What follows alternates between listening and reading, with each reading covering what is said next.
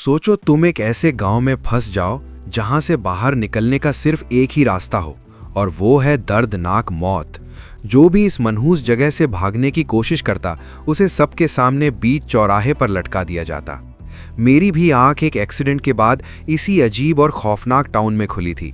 बाहर जाने की कोशिश तो मैंने भी कई बार की, पर मुझे क्या पता था कि असली और खौफनाक खतरा इस गांव के अंदर नहीं बल्कि उन ऊंची दीवारों के बाहर मेरा बेसब्री से इंतजार कर रहा है। मुझ समेत इस टाउन के गिने चुने लोगों को ये जरा भी अंदाजा नहीं था कि हमारी दुनिया करीब 2000 साल पहले ही पूरी तरह से खत्म हो चुकी है। अब बाहर इंसानों का नहीं बल्कि खूंखार म्यूटेंट्स का राज है, जो पलक झपकते ही इंसानों को कच्चा चबा जाते हैं। उसी रात की बात है। इस घुटन भरे माहौल से तंग आकर एक ट्रक ड्राइवर पूरी तरह पागल हो गया। वो भागने की अपनी आखिरी कोशिश में अपने भारी भरकम ट्रक को फुल स्पीड में ले जाकर उस विशाल और मजबूत दीवार में दे मारता है। एक कानों के पर्दे फाड़ देने वाला जोरदार धमाका होता है और वो अभेद्य दीवार टूट जाती है। वो बेवकूफ ट्रक से बाहर निकलकर अपनी आज़ादी का जश्न मना ही रहा होता है कि तभी घुप अंधेरे से कुछ खूंखार म्यूटेंट्स निकलते हैं और उसे जिंदा नोच नोच कर खा जाते हैं। लेकिन मुसीबत यहीं खत्म नहीं होती। एक चालाक म्यूटेंट की नज़र ट्रक के नीचे बने उस गैप पर पड़ जाती है। वो वहां से रेंगता हुआ टाउन के अंदर घुस आता है और एक भयानक चीख मारता है जो पूरे जंगल में गूंज उठती है। तभी एक गाड़ी फुल स्पीड में आती है और उस म्यूटेंट को इतनी बुरी तरह कुचल देती है कि उसकी हड्डियां चकनाचूर हो जाती हैं। उस गाड़ी के अंदर कोई और नहीं बल्कि मैं था। मुझे ट्रक के गायब होने की खबर पहले ही मिल चुकी थी और सीसीटीवी फुटेज चेक करने के बाद मैं सीधा इसी तरफ आ रहा था। रास्ते में मेरी नज़र हैरल्ड पर पड़ी, जो छुपकर भागने की फिराक में था। मैंने उसे दबोच लिया और मार मार कर उससे सारी सच्चाई उगलवा ली। फिर मैंने जमीन पर तड़पते हुए उस म्यूटेंट को अपनी बंदूक की गोलियों से भूनकर हमेशा के लिए शांत कर दिया और ट्रक के सारे टायर पंक्चर कर दिए। ऐसा मैंने इसीलिए किया ताकि जो बाकी म्यूटेंट्स ट्रक के नीचे से अंदर घुसने की कोशिश कर रहे थे वो वहीं भारी ट्रक के नीचे कुचलकर मर जाएं। थोड़ी ही देर में रिपेयर टीम और इस टाउन का मास्टरमाइंड डॉक्टर जेनकिंस भी वहां पहुंच गए। जेनकिंस ने तुरंत दीवार की मरम्मत का काम शुरू करवा दिया। बातों बातों में मुझे पता चला कि जेनकिंस हैरल्ड, केट और उनके बाकी साथियों को मौत की सजा देना चाहता है क्योंकि उन्होंने भागने की कोशिश करके टाउन के रूल्स तोड़े थे। पर मेरे हिसाब से उसका यह फैसला बिल्कुल गलत था। वो बेचारे तो बस इस कैद से बाहर निकलना चाहते थे। उन्हें बाहर के उन खूंखार म्यूटेंट्स के बारे में कुछ पता ही नहीं था। इस बात पर मेरी और जेनकिंस की तीखी बहस हो गई, पर वो अपनी जिद पर अड़ा था। मैं अपना गुस्सा कंट्रोल करते हुए सीधा पुलिस स्टेशन पहुंचा। मैंने हैरल्ड को इंटेरोगेशन रूम में कुर्सी पर बैठाया और उससे उसके बाकी छिपे हुए साथियों का पता पूछने लगा, पर वो भी पक्का था। उसने एक शब्द बोलने से साफ इनकार कर दिया। तब मुझे अपना आखिरी हथियार इस्तेमाल करना पड़ा। मैंने उसे वो खौफनाक तस्वीरें दिखाईं, वो तस्वीरें जिनमें उसके साथी को म्यूटेंट्स कच्चा चबा रहे थे। वो खून से लथपथ और भयानक मंजर देखकर हैरल्ड के चेहरे का रंग पूरी तरह उड़ गया। उसे समझ आ गया कि मैं सच बोल रहा हूँ। अगर उसके साथियों ने अपने प्लान के मुताबिक बॉम्ब ब्लास्ट करके दीवार तोड़ दी तो म्यूटेंट्स अंदर आ जाएंगे और पूरी इंसानियत का नामो निशान मिट जाएगा। इंसानियत को खत्म होने के डर से उसने तुरंत एक कागज पर अपने बचे हुए 14 साथियों के नाम लिख दिए। मैं वो लिस्ट लेकर बिना एक पल गंवाए सीधा जेनकिंस के बेस पर गया। वहां मॉनिटरिंग एरिया में मैंने ऑपरेटर को उन सब की लोकेशन तुरंत ट्रेस करने को कहा। स्क्रीन पर देखा तो लगा कि वो 14 लोग एक ही जगह बैठे हैं, पर अगले ही पल मेरे पैरों तले जमीन खिसक गई। जब हमने जूम किया तो पता चला कि उन सब ने अपने शरीर से ट्रैकर्स निकालकर एक बार के गिलास में छोड़ दिए थे। इसका सीधा सा मतलब था कि वो 14 लोग अपने अपने खतरनाक बॉम्ब लेकर पूरे टाउन में कहीं भी खुलेआम घूम रहे थे। मेरी टेंशन अब 7वें आसमान पर थी। तभी मेरी नज़र पास लगे एक और टीवी स्क्रीन पर पड़ी। वहाँ एक और बड़ी मुसीबत खड़ी हो रही थी। हॉस्पिटल के बाहर मेरा अपना बेटा बेन और मेगन उन छोटे बच्चों की भीड़ को भड़का रहे थे। मेगन उन छोटे बच्चों का ब्रेन वॉश कर रही थी। दरअसल कुछ समय पहले जब बेन हॉस्पिटल में होश में आया था तो मेगन ने उसे मेरे और पुराने लोगों के खिलाफ भड़काना शुरू कर दिया था। उसने बेन को पट्टी पढ़ाई कि केट और उसके साथियों की वजह से पूरा टाउन खतरे में है, और जब बेन को पता चला कि बॉम्ब ब्लास्ट की वजह से उसकी दोस्त एमी के दिमाग में गहरी चोट आई है और डॉक्टर्स को उसकी ब्रेन सर्जरी करनी पड़ रही है तो उसका खून खौल उठा। अब उसी गुस्से का फायदा उठाकर बाहर मेगन उन बच्चों से कह रही थी कि टाउन का कंट्रोल उन्हें अपने हाथों में लेना होगा और रूल तोड़ने वालों को खत्म करना होगा। ये सुनकर 3 लड़के तुरंत पुलिस स्टेशन की तरफ निकल पड़े। वहां पहुंचकर उन्होंने मैनेजर को लॉक किया, लॉकर से बंदूकें उठाईं और सीधे लॉकअप एरिया में घुस गए। केट ने उन्हें रोकने और समझाने की बहुत कोशिश की, लेकिन उन सिर फिरे लड़कों ने एक न सुनी। एक लड़के ने केट को जोरदार टक्कर मारी और हैरल्ड को घसीटते हुए बाहर ले आया। उन्होंने हैरल्ड को जमीन पर घुटनों के बल बैठाया और केट की आंखों के सामने उसे बेरहमी से गोली मार दी। केट दर्द से चीखती रह गई। वो लड़का अब मुस्कुराते हुए अपनी बंदूक केट की तरफ तान रहा था। ट्रिगर दबने ही वाला था कि तभी धाएं। पीछे से मैंने आकर उस लड़के को गोली मार दी और वो वहीं ढेर हो गया। मैंने तुरंत बाकी दोनों लड़कों को दबोचा और जेल के अंदर बंद कर दिया। मैं केट के पास गया। वो पूरी तरह टूट चुकी थी। रोते हुए मुझसे कह रही थी कि मैं उसे भी मार दूं। मैं उसे सांत्वना देने और समझाने की कोशिश कर ही रहा था कि तभी वहां मेरी पत्नी टेरेसा आ गई। टेरेसा के चेहरे पर एक अजीब सी दहशत और उलझन थी। उसने कहा कि वो मुझे और केट को कुछ बहुत ज़रूरी दिखाना चाहती है। दरअसल कुछ समय पहले पैम ने टेरेसा को अकेले में एक पुराना की कार्ड और एक एड्रेस दिया था। टेरेसा जब उस एड्रेस पर एक टूटी फूटी झुंपड़ी में गई तो वहां उसे एक खुफिया तहखाने का रास्ता मिला था। अब टेरेसा मुझे और केट को उसी रहस्यमयी जगह पर ले आई। हम सीढ़ियां उतरकर नीचे गए। एक लंबा अंधेरा रास्ता और सामने एक भारी स्टील का दरवाज़ा। टेरेसा ने जैसे ही वो की कार्ड मशीन पर स्वाइप किया, दरवाज़ा एक भारी आवाज़ के साथ खुला और हमारे सामने एक ऐसा खौफनाक सच था जिसने मेरे पैरों तले ज़मीन खिसका दी। अंदर जाने पर वहां एक पुराना कंप्यूटर रखा था। जैसे ही हमने उसे ऑन किया, उसमें कई सारी वीडियो फाइल्स मौजूद थीं। ये वीडियो उन बदकिस्मत लोगों के थे जो किसी तरह इस जेल जैसे टाउन से बाहर निकलने में तो कामयाब हो गए थे, लेकिन बाहर का जो सच उन्होंने देखा वो रूह कपा देने वाला था। वीडियो प्ले करते ही मेरी पत्नी और केट के चेहरों का रंग उड़ गया। स्क्रीन पर हमें सैन फ्रांसिस्को का मशहूर गोल्डन गेट ब्रिज बीच से टूटा हुआ दिखाई दिया। बड़े बड़े शहर अब सिर्फ एक खंडहर में बदल चुके थे और सबसे डरावनी बात, वहां इंसानों का कोई नामो निशान नहीं था। पूरी दुनिया पर सिर्फ और सिर्फ उन खूनखार इंसानी मांस खाने वाले म्यूटेंट्स का कब्जा हो चुका था। इन वीडियोस ने मेरे सारे दावों को सच साबित कर दिया था। मुझे ये भी समझ आ गया कि पैम खुद भी चाहती है कि टाउन के लोगों के सामने इस खौफनाक सच्चाई का पर्दाफाश हो। इसीलिए उसने मेरी पत्नी को यहाँ का रास्ता बताया था। केट और मेरी पत्नी अब पूरी तरह से मेरे साथ थीं। हमने तय किया कि अब इस झूठ के पुलिंदे को और नहीं चलने देंगे। पर हमारी राह में सबसे बड़ा कांटा था डॉक्टर जेनकिंस। वो पागल इंसान खुद को इस टाउन का भगवान समझ बैठा था। उसे लगता था कि अगर लोगों को सच पता चल गया तो वो उसके बनाए हुए सड़े हुए रूल्स मानना बंद कर देंगे। इसलिए मैंने एक बहुत ही रिस्की खेल खेलने का फैसला किया। मैं सीधा जेनकिंस के आलीशान ऑफिस में पहुंचा। मैंने अपने चेहरे पर एक झूठा गुस्सा ओढ़ लिया और उससे कहा कि वो बिल्कुल सही था। मैंने कहा कि केट और उसके साथियों ने जो गद्दारी की है उसकी सज़ा सिर्फ और सिर्फ मौत होनी चाहिए, और वो भी सबके सामने। मेरी ये बातें सुनकर वो सनकी डॉक्टर इतना खुश हुआ कि उसकी आंखों में चमक आ गई। उसने तुरंत मुझे अपना वो स्पेशल मोबाइल फ़ोन दे दिया जिससे एक ही झटके में पूरे टाउन के सभी घरों में एक साथ अनाउंसमेंट की जा सकती थी। मैंने बिना एक पल गंवाए पूरे टाउन को मेन चौराहे पर इकट्ठा होने का फरमान सुना दिया। रात के अंधेरे में वहाँ लोगों का एक भारी हुजूम जमा हो गया। मैं केट की गर्दन पकड़े उसे स्टेज के बीचों बीच ले गया। मैंने अपनी जेब से एक तेज़ धार वाला चाकू निकाला और जानबूझकर उसे केट की गर्दन पर सटा दिया। वहां खड़ी भीड़ की सांसें हलक में अटक गईं। सबको लगा कि मैं आज सच में केट की जान ले लूंगा, लेकिन अगले ही पल मैंने वो चाकू नीचे फेंक दिया। मैंने लंबी सांस ली और केट के साथ मिलकर उन मासूम लोगों के सामने वो बम फोड़ दिया जिसे जेनकिंस सालों से छिपाता आ रहा था। मैंने उन्हें बाहर की तबाह हो चुकी दुनिया, विलुप्त हो चुके इंसानों और उन दरिंदे म्यूटेंट्स के बारे में एक एक बात बता दी। मेरी बातें सुनकर लोगों के पैरों तले जमीन खिसक गई। चारों तरफ एक अजीब सी खामोशी छा गई।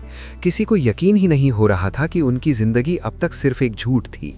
तभी वो चालाक मेगन भीड़ के बीच से निकली और मुझे झूठा साबित करने के लिए चिल्लाने लगी, पर मैंने भी उसे उसी की बातों में ऐसा उलझाया कि उसकी बोलती बंद हो गई। इधर ये सारा ड्रामा जेनकिंस अपने मॉनिटर रूम में बैठकर बड़ी स्क्रीन पर देख रहा था। उसका गुस्सा और उसका ईगो इस वक्त 7वें आसमान पर था। उसे अपना भगवान वाला स्टेटस छिनता हुआ नजर आ रहा था, और जब एक इंसान का ईगो हर्ट होता है तो वो कोई भी हद पार कर सकता है। जेनकिंस ने अपना आपा खो दिया और एक ऐसा खौफनाक कदम उठाया जिसकी किसी ने कल्पना भी नहीं की होगी। उसने अपने कीबोर्ड पर कुछ बटन दबाए और पूरे टाउन की पावर सप्लाई कट कर दी।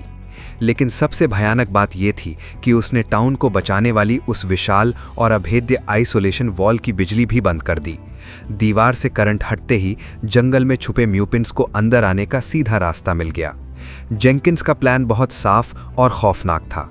वो इन म्यूटेंट्स के जरिए हम सबको ख़त्म करवाना चाहता था, ताकि वो कुछ नए लोगों के साथ अपनी एक नई दुनिया फिर से शुरू कर सके। जैसे ही टाउन की बत्तियां गुल हुईं, मेरे दिमाग की घंटी बज गई। मुझे पता था कि अब तबाही आने वाली है। मैंने तुरंत अपनी पत्नी को हॉस्पिटल से बेन और एमी को लाने के लिए भेजा और खुद भीड़ से चीख कर कहा कि वो सब अपनी जान बचाने के लिए उसी खुफिया बेसमेंट की तरफ भागें। मैं दौड़कर सीधा पुलिस स्टेशन गया।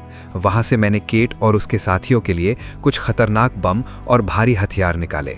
वहां लॉकअप में बंद उन सिरफिरे लड़कों ने जब ये सब देखा तो वो केट से उन्हें बाहर निकालने की भीख मांगने लगे, लेकिन केट ने उन्हें एक ठंडी नज़र से देखा और बिना कुछ कहे वहां से निकल गई।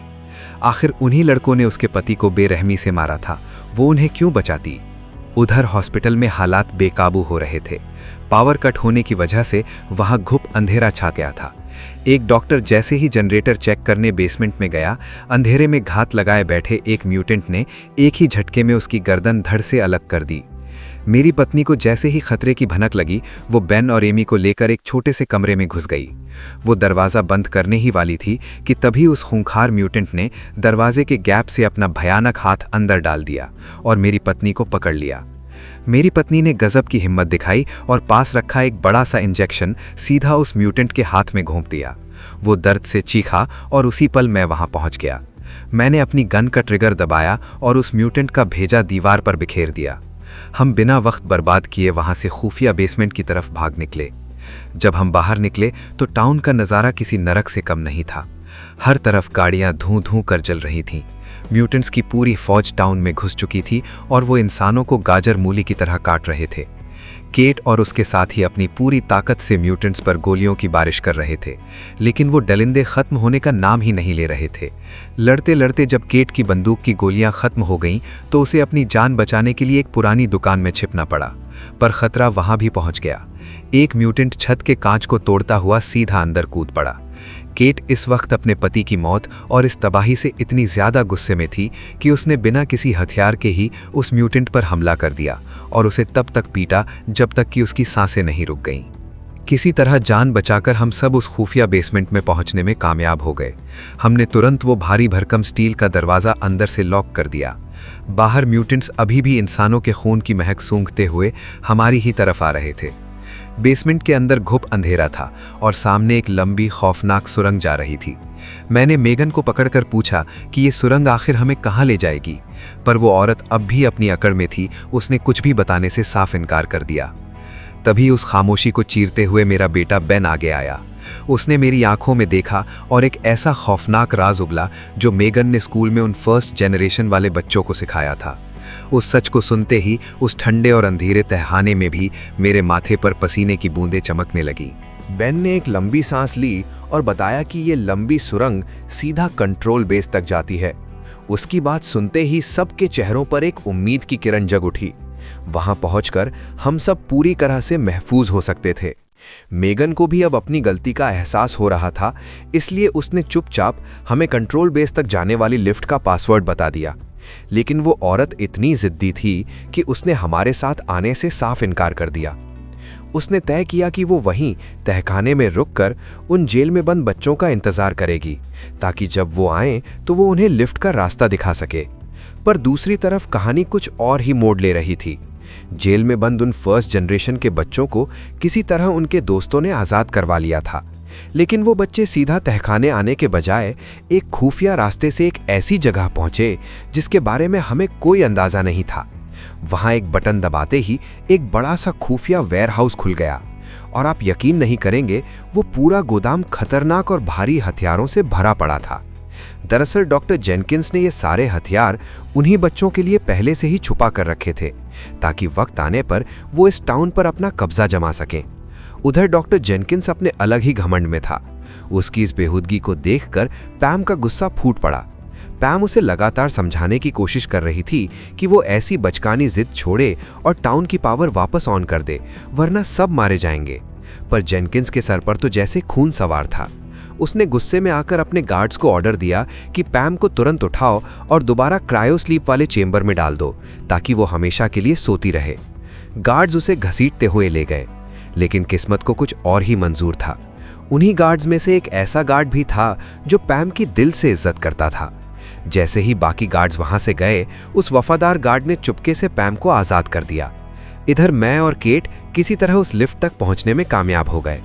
हमें पता था कि लिफ्ट से ऊपर जाते ही जेनकिंस के गार्ड्स हम पर हमला करेंगे, इसलिए हमने तय किया कि सबसे पहले हम दोनों ऊपर जाएंगे। जैसे ही लिफ्ट के दरवाजे खुले, गार्ड्स ने हम पर बंदूकें तान ली, पर मैं और केट भी पूरी तरह तैयार थे।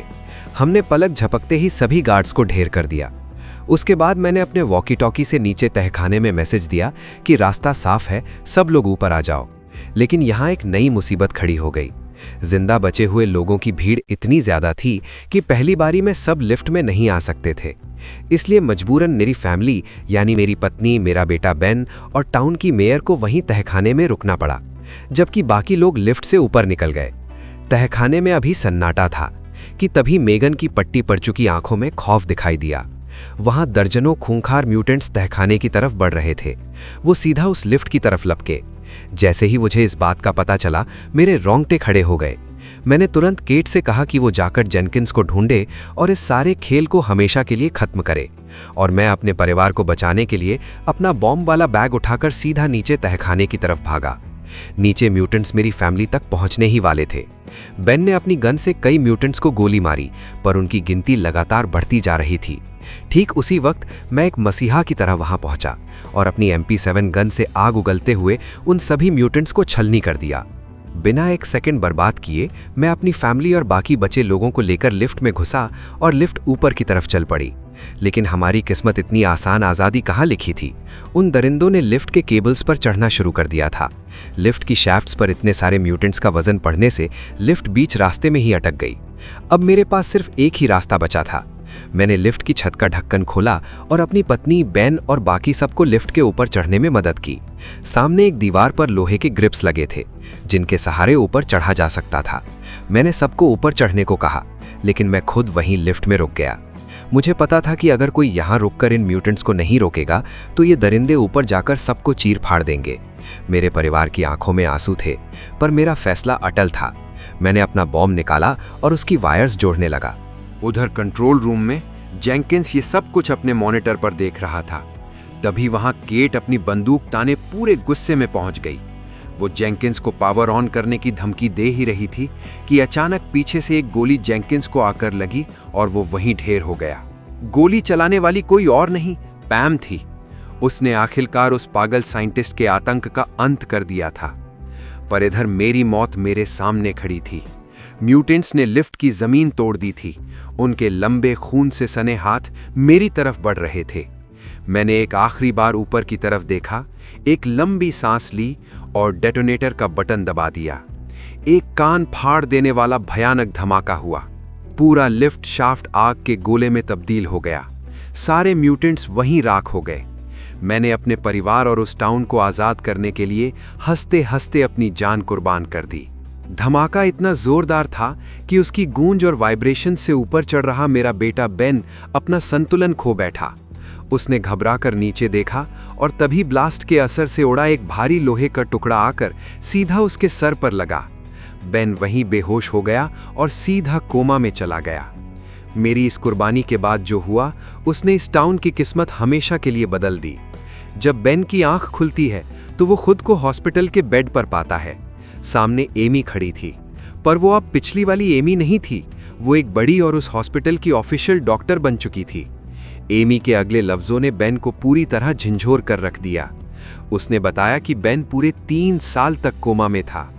3 साल का वक्त। बेन घबराया हुआ उठता है, अपने कपड़े पहनता है और डरते डरते हॉस्पिटल से बाहर निकलता है। बाहर का मौसम बिल्कुल शांत था। टाउन की सड़कें, वो घर, सब बिल्कुल पहले जैसे थे। पर अचानक बेन के कदम वहीं रुक गए। उसकी सांसें अटक गई और उसका पूरा जिस्म ठंडा पड़ गया। सामने पार्क के बीचों बीच उसी पागल डॉक्टर जेनकिंस की एक विशाल मूर्ति खड़ी थी। और इससे भी ज्यादा रोंगटे खड़े कर देने वाली बात यह थी कि उस मूर्ति के पास मौजूद चौराहे पर आज भी कई लोगों की लाशें लटक रही थीं। उन लाशों के गले में वही खौफनाक तख्ती लटक रही थी जिस पर लिखा था, यहां से बाहर निकलने की कोशिश मत करना। बेन की आंखों में आंसू और दिल में एक गहरा सन्नाटा था। उसे समझ आ गया था कि मेरी दी गई कुर्बानी का कोई फायदा नहीं हुआ। टाउन आज़ाद नहीं हुआ, बल्कि अब इन फर्स्ट जनरेशन के बच्चों ने पूरे टाउन पर कब्जा कर लिया था। उन्होंने जेंकिंस को अपना भगवान मान लिया था और उसी के बनाए हुए उन्हीं खौफनाक रूल्स को फिर से लागू कर दिया था। जिंदगी ने एक पूरा चक्कर लगाया और उन्हें वापस उसी नर्क में लाकर खड़ा कर दिया था जहां से ये सब शुरू हुआ था।